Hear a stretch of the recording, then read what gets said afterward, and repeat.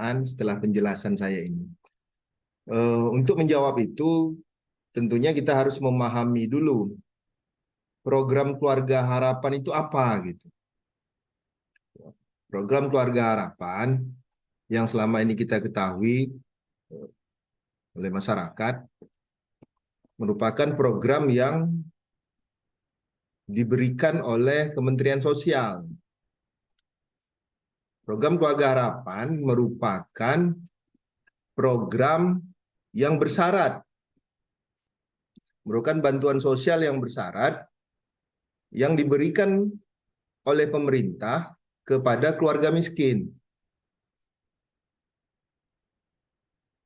Tujuan program ini untuk mengurangi, bahkan memutuskan mata rantai kemiskinan itu sendiri, meningkatkan kualitas hidup masyarakat agar dia bisa mandiri. Ya, dia bisa mandiri diharapkan. Jadi tidak secara terus-menerus. Diharapkan nanti ada proses graduasi. Orang-orang penerima PKH ini setelah dinilai dan mampu untuk meningkatkan kesejahteraan, ada proses graduasi untuk keluar dari penerima manfaat PKH itu sendiri karena dianggap sudah mampu. Program Keluarga Harapan ini, seperti saya katakan tadi, adalah program bantuan sosial yang bersyarat. Yang bersyarat maksudnya bantuan yang diberikan itu tergantung dengan komponen-komponen yang ada di dalam Keluarga Harapan itu. Contoh, apakah di keluarga PKH, penerima PKH itu ada ibu hamil? Ya, apakah memiliki anak balita? Apakah memiliki anak usia sekolah setingkat SD? Apakah memiliki anak usia sekolah setingkat SLTA dan SLTP?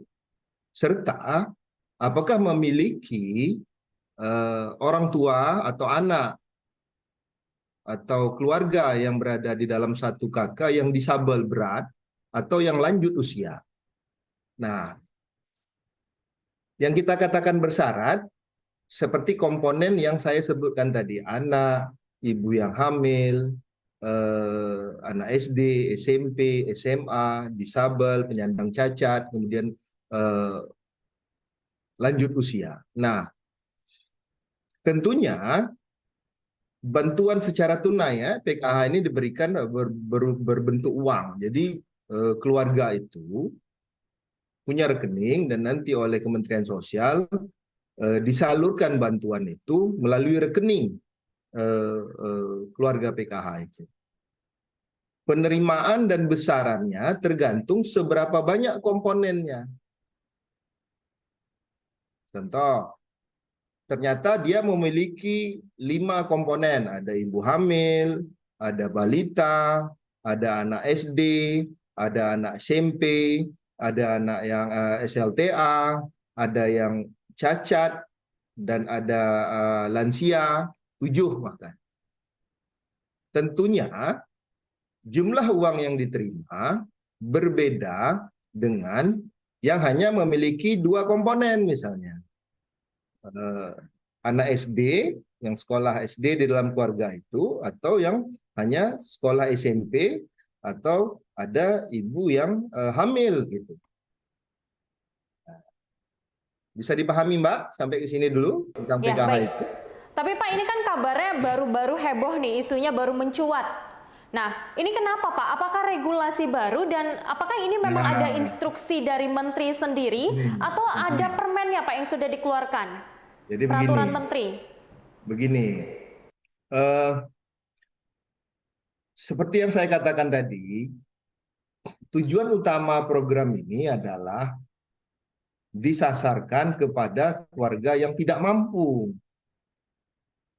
Nah, ya, yang tidak mampu. Nah, ketika di lapangan dijumpai ada anggota keluarga, ini dia Mbak, di anggota di penerima PKH itu, kenapa timbul isu yang sekarang ini dianggap sudah dibuang? Sebenarnya tidak dibuang, ya kan, masih bisa diverifikasi ulang oleh Dinas Sosial Kabupaten Kota. Jadi tadi pemahamannya PKH itu ada komponen, kemudian PKH itu untuk keluarga yang tidak mampu. Nah, kita kembali dengan topik yang Mbak kita ingin bahas pada hari ini.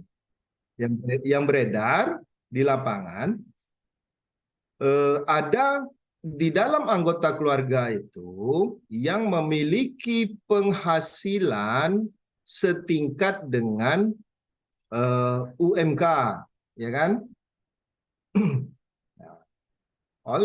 Oleh pemerintah pusat, di dalam keluarga itu apabila benar sudah memiliki keluarga yang memiliki penghasilan yang tetap, ya, memiliki upah setara dengan UMK, itu dianggap bukan keluarga yang tidak mampu lagi gitu. Tadi kita seperti yang Bapak sampaikan bahwa besaran dari nilai PKH untuk bantuan ke keluarga penerima PKH tadi itu tergantung dengan anggota atau komponen di dalamnya. Oke, baik. Anggaplah Pak, ini misalnya satu keluarga terdiri dari 5 orang, ya mungkin terdiri dari 2 lansia, 1 ibu hamil, dan mungkin 1 anak sekolah. Nah, tapi ternyata di salah satu anggota keluarganya nih Pak, ada yang ternyata bergaji di atas UMR. Nah, otomatis PKH-nya ini kan dicabut nih Pak. Tapi belum tentu ternyata UMR-nya ini bisa menghidupi keseluruhan. Karena mungkin bisa jadi di antaranya ada yang sekolah menggunakan KIP. Ini seperti apa Pak hitung-hitungannya sebenarnya Pak? Mungkin boleh dijelaskan. Begini, kalau hitung-hitungan itu memang bukan kewenangan kita provinsi dan kabupaten kota. Sebenarnya provinsi ini tidak memiliki kewenangan apapun. Kewenangan untuk memverifikasi sampai ke lapangan melihat kondisinya itu adalah kewenangan kabupaten kota. Sebenarnya hari ini lebih bagus lagi dihadirkan salah satu kabupaten kota gitu, biar benar-benar real topik yang kita bicarakan. Tapi tak apa-apa, paling tidak apa yang saya tahu pada kesempatan ini saya sampaikan. Ini surat dari Kementerian Sosial itu langsung ke kabupaten kota. Di provinsi ini sampai hari ini batas waktu terakhir itu tanggal 12.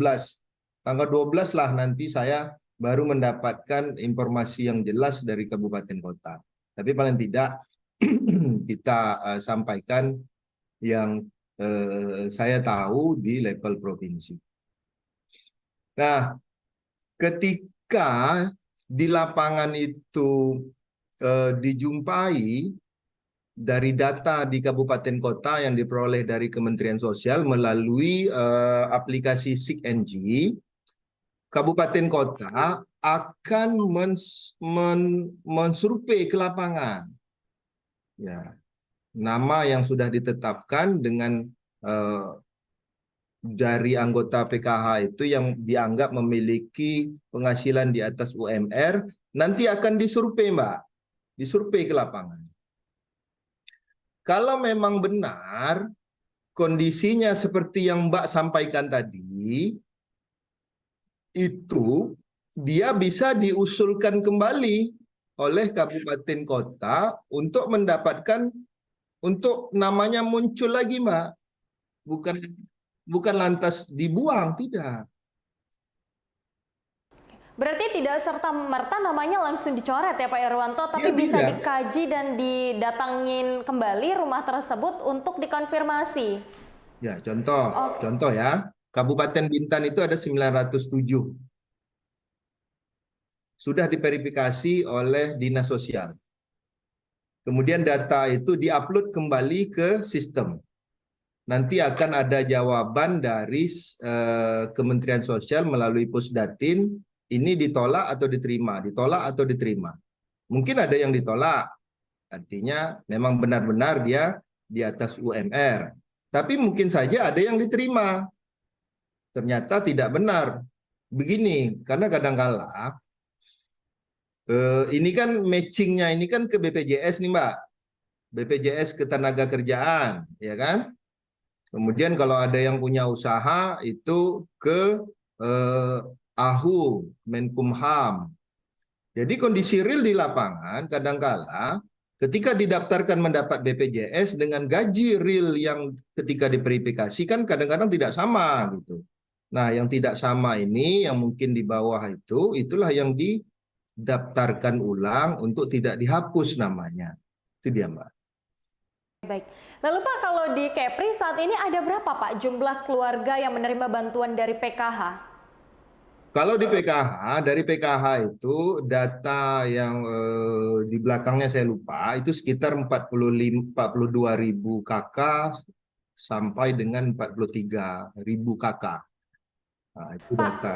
tapi kan ini kita dapat mungkin mendengar keluhan dari masyarakat yang khawatir sebenarnya jika PKH-nya itu tersebut dicabut akan mempengaruhi dengan bantuan-bantuan lainnya seperti Kartu Indonesia Pintar, Pak. Tapi sebenarnya kalau dari Dinas Sosial sendiri mungkin bisa disosialisasikan, Pak. Apakah mungkin jika PKH tersebut dicabut, bantuan lainnya seperti KIP itu akan berpengaruh? Gimana nih Pak Irwanto? Mungkin boleh dijelaskan. Jadi begini. Yang tidak kita kembali lagi ke filosofis PKH itu sendiri, gitu. Kan? PKH itu bantuan bersyarat yang diberikan untuk keluarga yang tidak mampu atau yang miskin.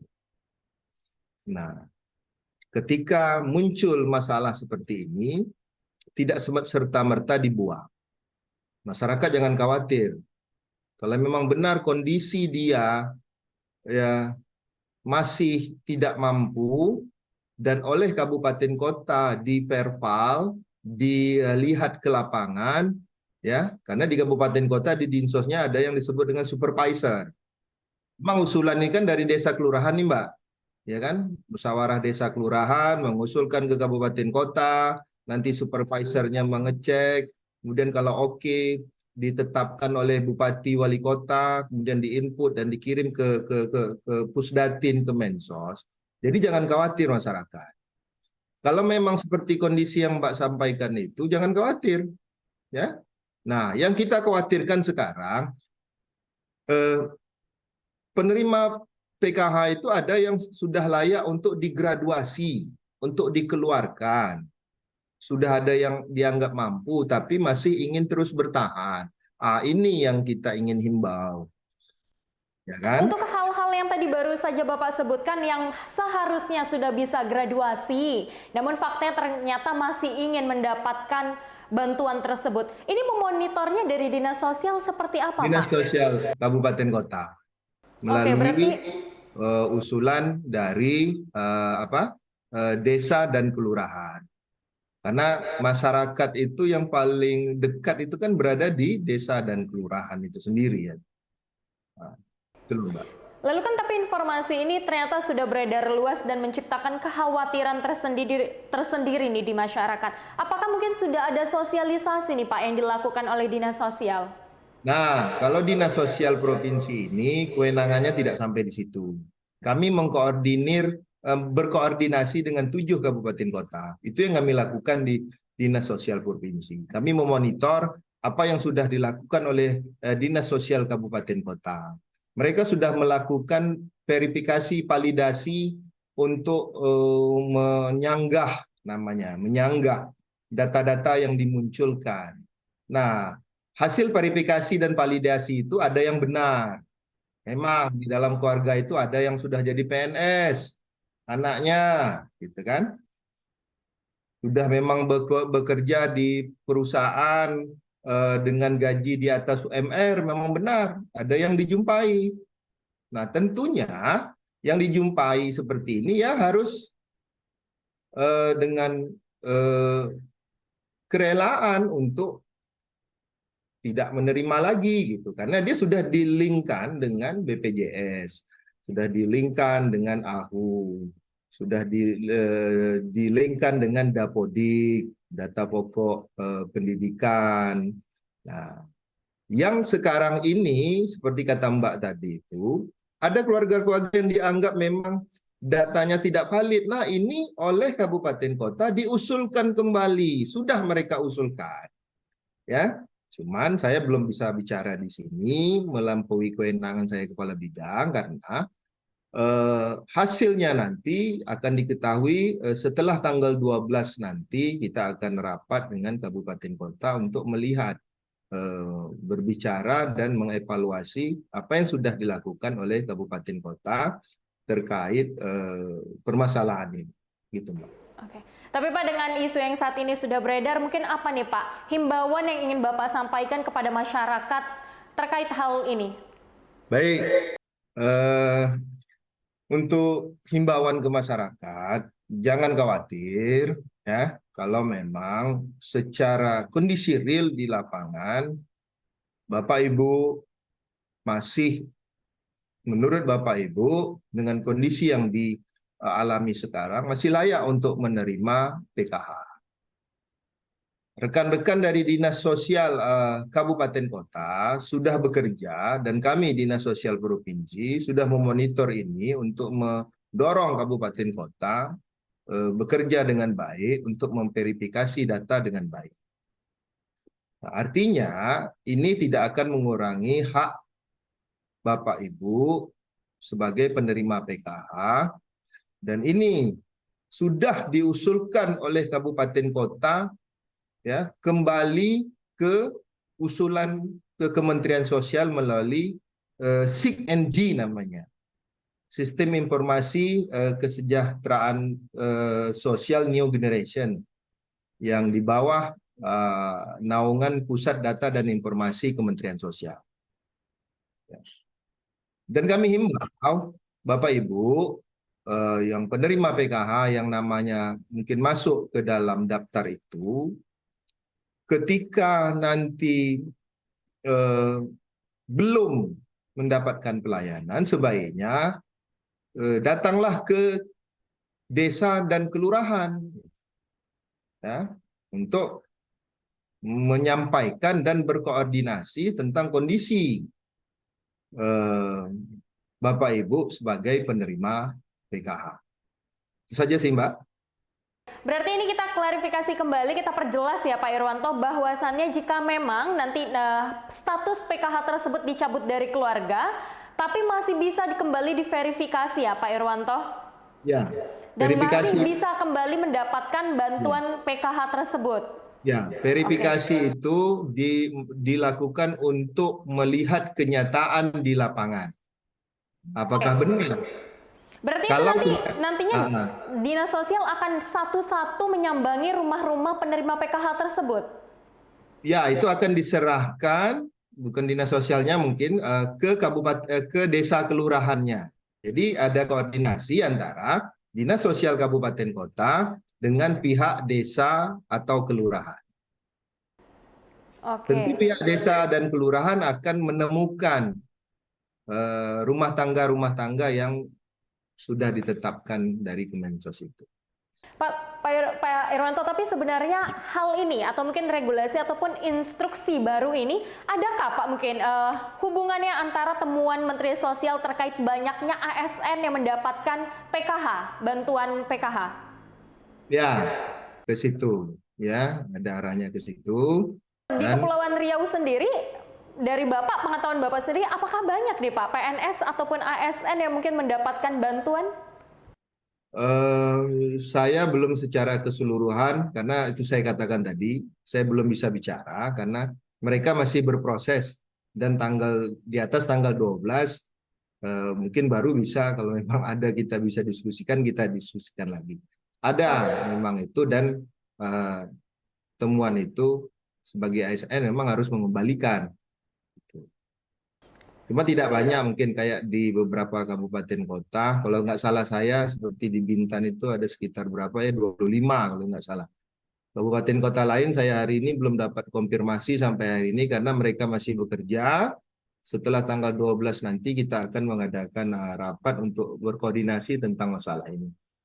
Oke, baik. Berarti saat ini masih dalam tahap proses dan belum setelah tanggal 12 ya Pak? Oke. Ya. Tapi Pak, kalau misalnya nih Pak, sebelum ternyata mungkin verifikasi, tapi laporan gimana ya Pak, bisa dikatakan statusnya itu terlebih dahulu dicabut. Itu gimana tuh Pak? Verifikasi sebenarnya mudah nggak sih Pak untuk kembali mendapatkan status PKH? Begini ya, proses untuk kembali itu memang sangat tergantung kepada Kementerian Sosial. Kami sendiri pun di provinsi dan kabupaten kota itu tidak memiliki kewenangan untuk hal tersebut gitu. Yang kita sekarang usahakan adalah ketika verifikasi dilakukan, kami meyakini dengan data-data yang lengkap, ya, dengan tidak ada kekurangan data, insya Allah kalau memang kondisi realnya benar, dia akan kembali untuk menerima PKH itu. Memang kewenangannya ini kewenangan berada di Kementerian Sosial. Jadi kalau saya jawab, oh bisa kembali sekian bulan, sekian hari, ya salah saya itu. Baik, berarti kewenangannya itu dipegang oleh Kementerian Sosial dari mungkin dinas provinsi dan juga dinas kabupaten dan kota itu hanya menjalankan amanah dari kementerian ya Pak Irwanto. Oke, baik. Terima kasih banyak Pak Irwanto atas waktunya berbincang hari ini. Semoga informasi tadi bermanfaat ya Pak bagi masyarakat yang mungkin saat ini sedang khawatir nih bahwa status PKH-nya akan dicabut. Baik, terima kasih banyak Pak Irwanto. Selamat menjalankan kembali aktivitasnya. Baik, terima kasih pemirsa UTV. Itu tadi perbincangan saya bersama Kepala Bidang Penanganan Fakir Miskin Dinas Sosial Provinsi Kepulauan Riau. Saya Yuliandini pamit undur diri. Sampai jumpa di Mata Angin selanjutnya.